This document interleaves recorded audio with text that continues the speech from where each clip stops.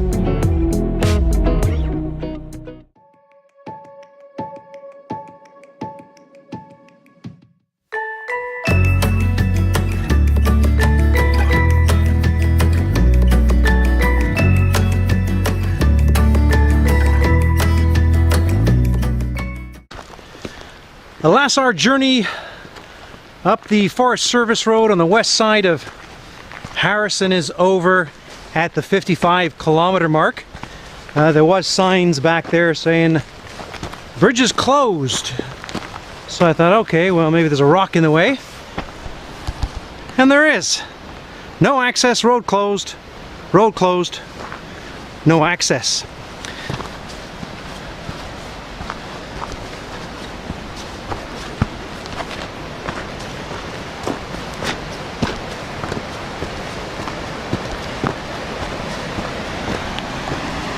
And this is why. The bridge is out. Stunningly beautiful here though. So there's a little route to the side here. And if I was on anything smaller than a GSA, I'd probably do it. If I had my old KLR 650, I'd give it a try, but this is the route. There is some bike treads here. I think I can do this bit here.